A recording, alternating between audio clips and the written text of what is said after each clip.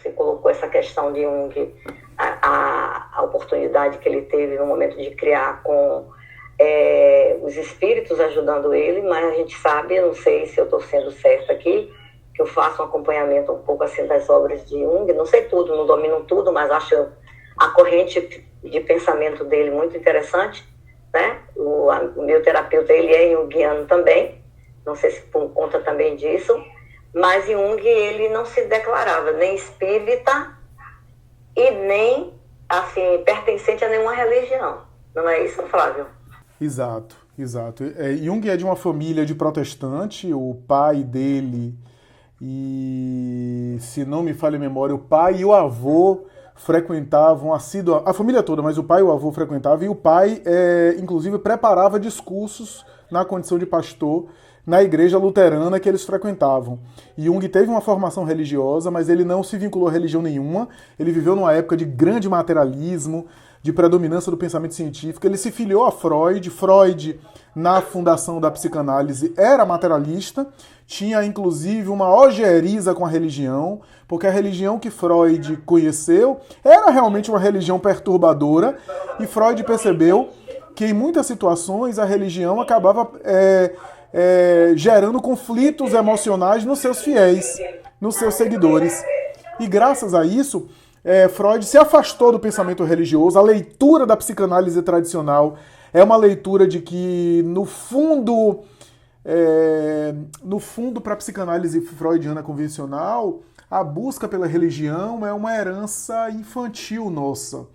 Ou seja, quando a gente era criança, a gente tinha nas figuras parentais, mãe e pai, aquelas figuras, na nossa fantasia, infalíveis, que davam conta da gente. Quando a gente chega na vida adulta, a gente percebe que eles não dão conta, que eles são falíveis, que eles falham também. E para lidar com essa angústia do desamparo, quem for psicanalista aí, me desculpe que eu tô trazendo a coisa de maneira simples. Eu não vou falar do sentimento oceânico, da teoria psicanalítica com os termos técnicos. Mas para lidar, basicamente, simplificadamente, para lidar conta na vida adulta dessa angústia do desamparo, da sensação de desamparo, para Freud o ser humano então inventava mitos, ou seja, criava religião e transferia essa sensação de segurança para um Deus que para ele era inexistente. E Jung, ele foi discípulo de Freud, ele leu a obra A Interpretação dos Sonhos, se maravilhou com a obra A Interpretação dos Sonhos é a obra que funda a psicanálise, se tornou discípulo. Freud tinha ele como o discípulo mais competente, considerava Jung um filho espiritual, mas os dois romperam. Por quê? Justamente porque Jung se interessava por fenômenos místicos, se interessava por estudar religião, antropologia, sociologia, fenômenos espirituais. Inclusive, uma das teses de doutorado de Jung foi sobre fenômenos ocultos, né? E ele cita nessa tese as mesas girantes da época de Kardec. Ele chega a citar Kardec, inclusive, bem en passant.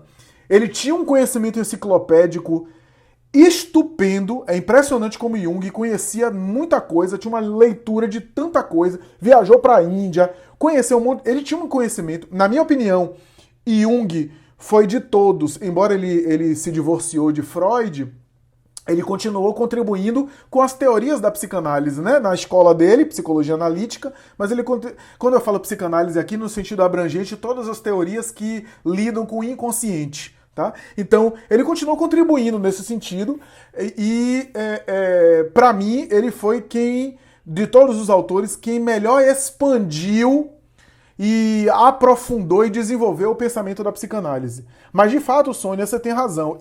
Faltou a ele, Divaldo certa vez comentou isso, dizendo que Joana, na avaliação da sua reencarnação, quando ele desencarnou, faltou a ele essa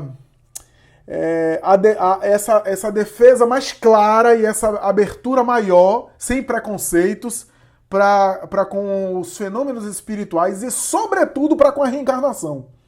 Especialmente a reencarnação. Porque ele tinha memórias do passado, lembrança de vidas passadas, ele tinha déjà vus, ele chegava em lugares da Europa e a sensação de que já tinha estado ali. Só que aí ele elaborou uma teoria super inteligente, super sofisticada, que é a teoria dos arquétipos, ou seja, temas universais, conteúdos universais, temas centrais de toda a humanidade que se repetem. Foi uma teoria bastante engenhosa e inteligente para ele dar conta daqueles fenômenos, mas como diz Joana na obra dela, os arquétipos de Jung são, na verdade, os conteúdos adquiridos em outras encarnações. É essa forma que é a leitura. Divaldo comentou que o que Jung mais lamentou, o que ele mais lamentou quando ele chegou no mundo espiritual, foi muito mais isso. Ele não ter defendido a reencarnação. Mais do que aqueles pequenos deslizes da vida privada dele. Vocês devem saber. Aqueles pequenos deslizes da vida privada dele, que era da época também, que era um contexto da época.